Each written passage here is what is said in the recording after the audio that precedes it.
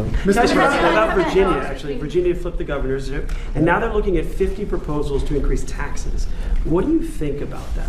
Well, I think it's terrible. I think a lot of people will leave Virginia. I saw that. Look, Glenn was a friend of mine, Glenn Youngkin, and worked so hard on cutting taxes. This woman came in and in one swoop, she raised everything up higher than it ever was. I don't understand it. I mean, people voted for Democrat, but she came in and she raised, and I'll work with her like I work with everyone else, but she came into Virginia, raised everything to a point like taxes that nobody ever even heard of before. And I don't understand. How do people get elected with this kind of philosophy? This is only in the very modern age. You know, I grew up and I've always heard politicians will cut taxes, everybody screaming we're going to cut taxes. I cut taxes. I gave you the biggest tax cut in the history of our country, in the great big beautiful bill. No tax on tips, no tax on Social Security, no tax on overtime. Interest deductions, Roger, when somebody buys a car, they can deduct the interest if they borrow money. That's the biggest thing in terms of the car business, right? American-made ones. Correct. So we have, I give tax cuts and they give tax increases. I don't know how they get elected.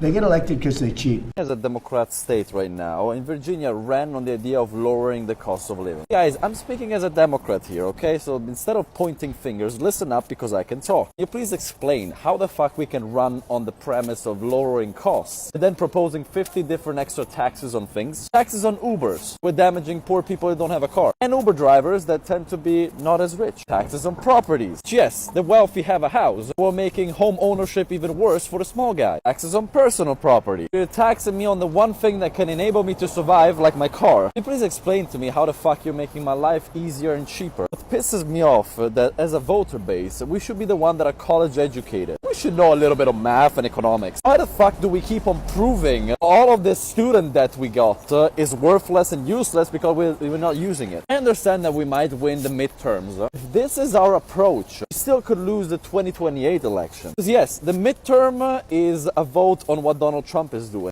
But the next election, we have vote on what is happening on the state level and Zohra Mondani. By the way, I'm scrutinizing and looking at him. Past 2 weeks kind of pissed me off a lot. Free childcare was something that was already organized before him. Still nice that he's implementing it, but not his, let's say, responsibility, direct responsibility. The trash situation is reminding me of Naples. Trust me, if you don't know what I mean, go look up the Naples trash situation, like trash piling up. The taxes are among the highest, even though we're giving a lot of, New York is giving a lot of the taxes to New York State. They still want to raise them more on the rich people, which are the people most likely to bring business and stuff. Which, guys, we need. There has to be a balance between taxing and still incentivizing people to stay. We don't know the effects of that yet because we haven't seen it live yet. He's organizing it, but we don't know the consequences.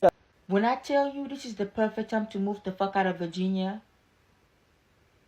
why I just saw all these damn taxes they are proposing. Like, I'm just not understanding why that's even a proposal right now. Why are we proposing all these damn taxes? We already pay car taxes. When I tell you, like, this is fucking ridiculous, bro. Like, I am starting to believe, like, Democrat, if y'all keep going down this path, I don't know how much longer y'all gonna be able to be in office. Like, as a long life Democrat, it is just so frustrating how they keep running on affordability. But then they get in office, and it's like you.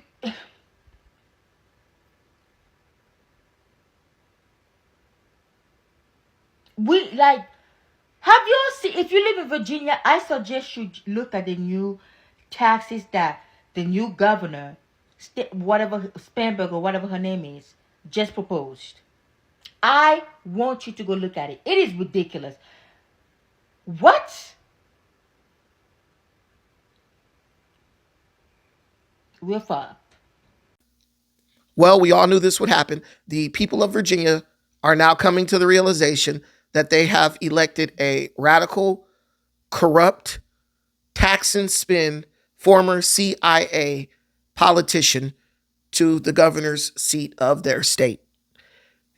It's all over social media, TikTok, Instagram, YouTube, as the citizens of Virginia come out with resounding complaints about the draconian taxes that have been passed and the remaining draconian tax proposals that are more likely than not to be passed by the Democrat-dominated Virginia state legislature.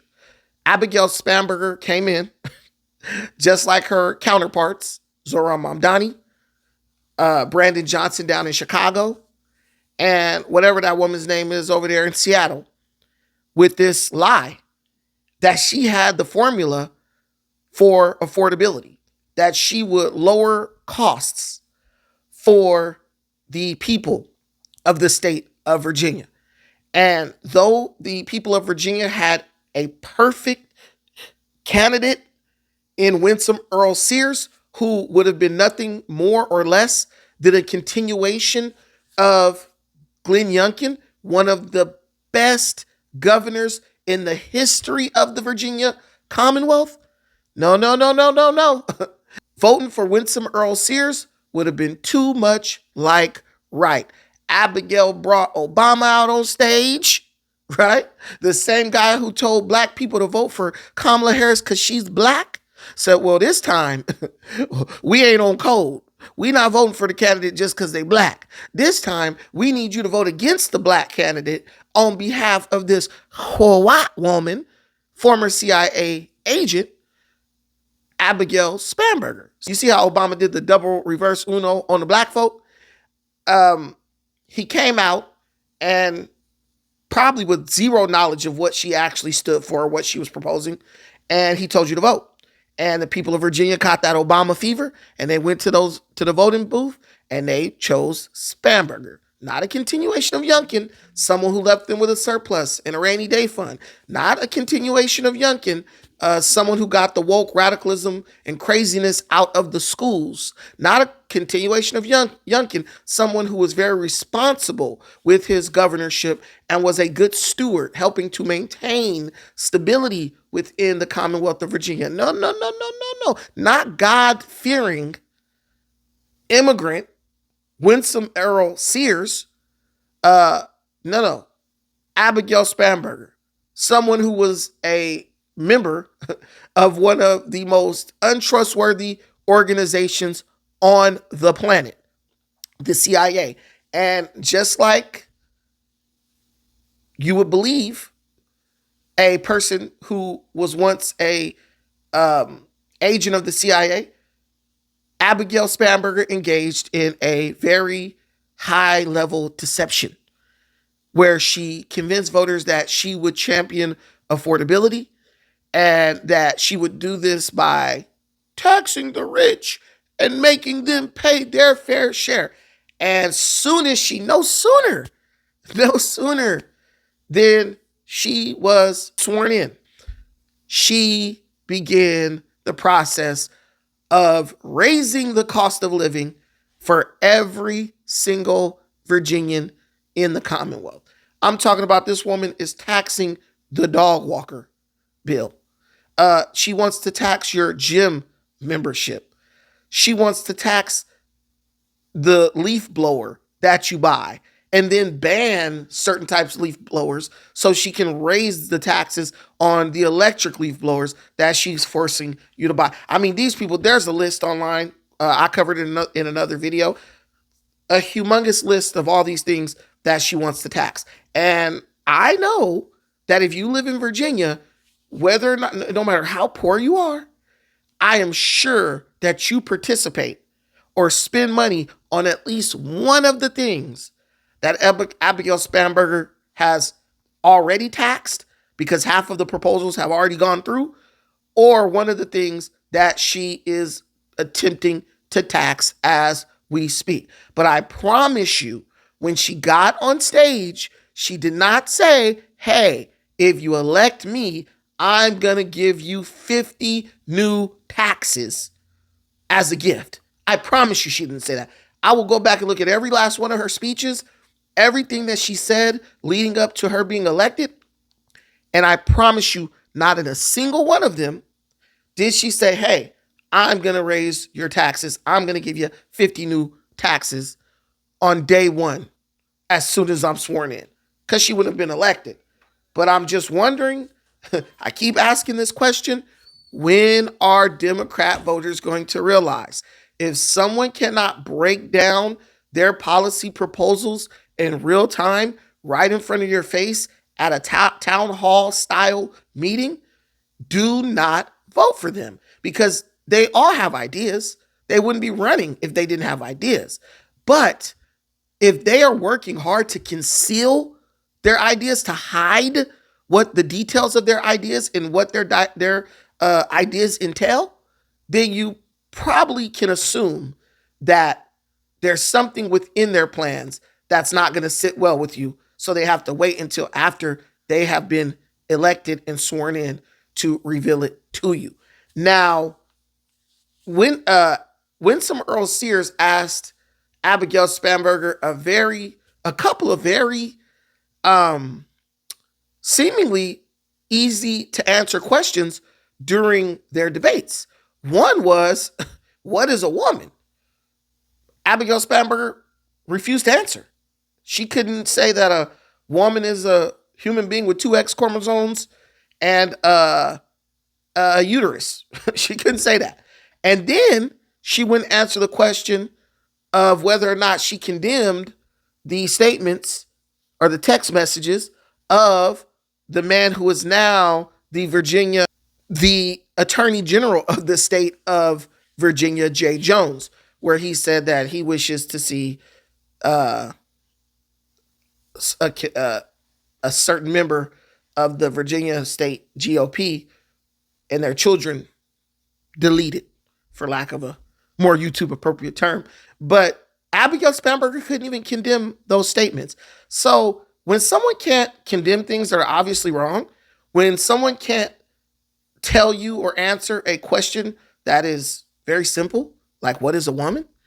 I don't think that's the person you should be voting for.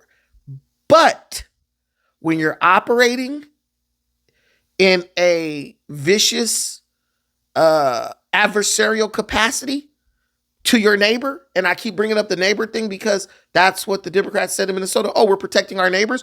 When you are operating in a sneaky adversarial capacity towards your neighbors, where you are willing to allow politicians to abuse them because they may have slightly more than what you have, all in the name of self-enrichment, you're willing to vote for people like Abigail Spanberger. When you are dishonest, when you are treacherous, and you're willing to dig a hole for your neighbor, when you're willing to lay a trap for your neighbor economically, or as far as taxes are concerned, and you are in cahoots with certain politicians helping them to do so, well, don't be surprised when it backfires on you. I bring up the scripture at Proverbs 26:7.